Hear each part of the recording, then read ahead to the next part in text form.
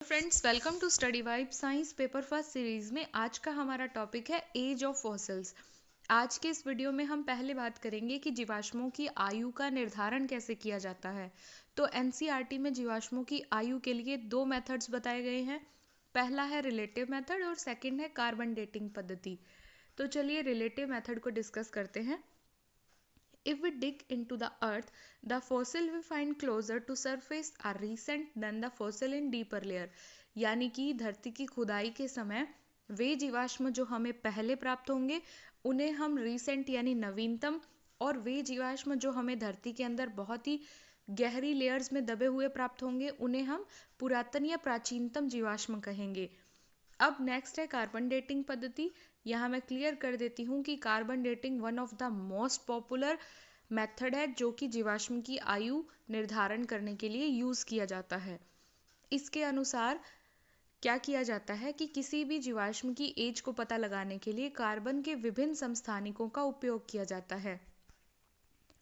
अब हम डिस्कस करेंगे एवोल्यूशन बाय स्टेजेस, यानी जो भी उद्विकास है वो अवस्थागत और बहुत ही धीमे होने वाले प्रक्रम है। तो according to this evolution take place bit by bit in stages over generation, यानी किसी भी जनरेशन में उद्विकास बहुत ही थोड़ा थोड़ा और स्टेजेस के अकॉर्डिंग होता है। अब हम बात करेंगे एनसीईआरटी में गिवन दोनों प्रकार के एडवांटेजेस की। तो एनसीईआरटी में जनरली दोनों, एक फिटनेस एडवांटेज और एक फंक्शनल या कार्यात्मक एडवांटेज की बात करी गई है। फिटनेस एडवांटेज क्या होता है? ऐसा कोई भी अनुकूलन जो आपको आपके पर्यावरण के प्रति फिट बनाए, अनुकूलित करे, उसे हम फिटनेस एडवांटेज कहेंगे। एवोल्यूशन ऑफ आई, इसमें आप एवोल्यूशन ऑफ आई को समझ सकते हो। यहाँ एक और पॉइंट मैं क्लियर कर देती हूँ कि आई जैसा कोई भी कॉम्प्लेक्स ऑर्गन है उसका उद्भव एकदम से नहीं हुआ। इनके उद्भव के पीछे बहुत से छोटे छोटे चेंजेस जो कि डीएनए में आते रहते हैं, उनका अहम रोल रहता है। अब आपकी बुक में प्लेनेरिया का एग्जाम्पल दिया गया है। तो प्लेनेरिया में पाई जाने वाली जो आइज हैं वो बहुत ही साधारण प्रकार की होती हैं। आई की स्थान पे उनके अंदर आई स्पॉट पाए जाते हैं। ये आई स्पॉट सिर्फ लाइट को डिटेक्ट करने का काम करते हैं।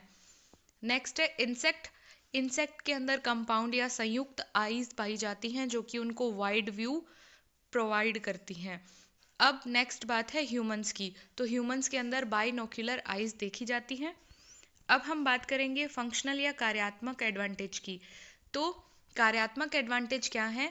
जिन्होंने अपने अपने कार्य के अकॉर्डिंग अपने अपने आप को अनुकूलित कर लिया। इसमें सबसे बेस्ट एग्जांपल हो सकता है एवोल्यूशन ऑफ फेदर्स का, यानी बिगनिंग में जो फेदर्स यानी पंख हैं वो ऑर्गेनिजम्स की बॉडी को इंसुलेशन प्रोवाइड करने का कार्य करते थे, परंतु बाद में यही पंख उड़ने में भी सहायता करने लगे। एग्जाम्पल की फॉर्म में dinosaur had feathers but could not fly using feathers, यानी डायनासोर की कुछ प्रजातियों के अंदर पंख पाए जाते थे परंतु वो इन पंखों का यूज करके उड़ नहीं पाते थे। Bird seems to have later adapted feathers to flight.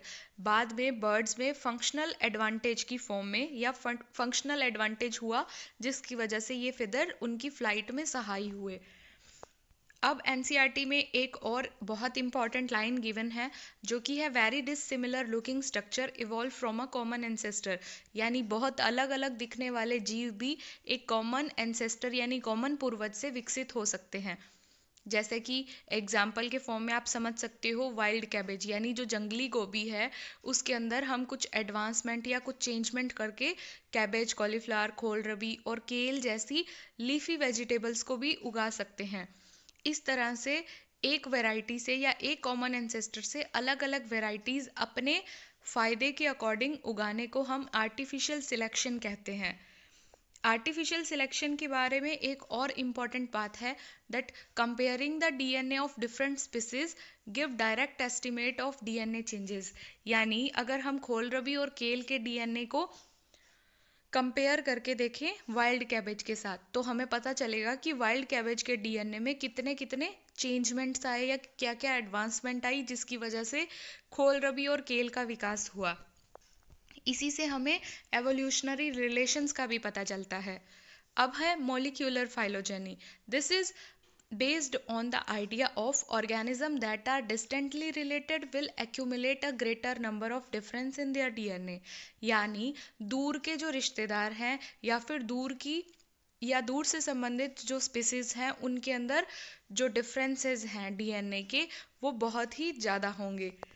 इसे ही हम मोलिक्यूलर फाइलोजेनी कहते हैं, यानी ये फाइलोजेनी का आणविक आधार है। अब है next evolution, the generation of diversity and the shaping of diversity by environment selection. यानी किसी भी पीढ़ी में विविधता या फिर उसकी शेप में विविधता ही क्या है, एवोल्यूशन है। It does not mean that emergence of new species is the failure of older design. यानी कि अगर कभी भी एवोल्यूशन के परिणाम स्वरूप नई स्पीसीज बनती है, इसका ये मतलब बिल्कुल नहीं है कि जो पुरानी स्पीसीज थी वो इनएफिशिएंट थी, यानी अनुपयुक्त थी, या फिर वो फेल हो चुकी थी सर्वाइवल में। इसका सबसे बेस्ट एग्जाम्पल हो सकता है जो बैक्टीरिया है, वो बहुत ही प्रिमिटिव टाइम से हमारे एनवायरनमेंट में प्रेजेंट रहता है। ये बैक्टीरिया बहुत अलग अलग और हार्श कंडीशंस में भी रह सकता है, जैसे कि गर्म पानी के झरनों में और बहुत ही ठंडे क्लाइमेट्स में भी बैक्टीरिया मिलता है।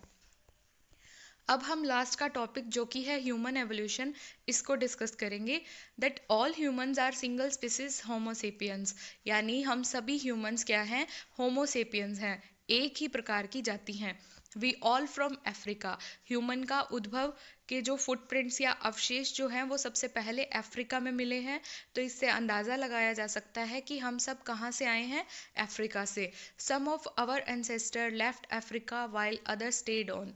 कुछ हमारे पूर्वजों ने अफ्रीका को छोड़ दिया और अलग अलग कॉन्टिनेंट्स में जाके बस गए, परंतु कुछ अफ्रीका में ही रहे। लास्ट में है humans and chimpanzees have a common ancestor. Human का और चिंपांजी का एवोल्यूशन एक साथ नहीं हुआ, यानी हम ये नहीं कह सकते कि ह्यूमन जो है वो चिंपांजी से एवोल्यूट हुआ है। हम ये कहना ज़्यादा उचित समझेंगे कि ह्यूमन और चिंपांजी क्या है, एक कॉमन पूर्वज से विकसित हुए हैं। आई होप आपको मेरा वीडियो अच्छा लगा होगा। So please like share and subscribe and thanks for watching.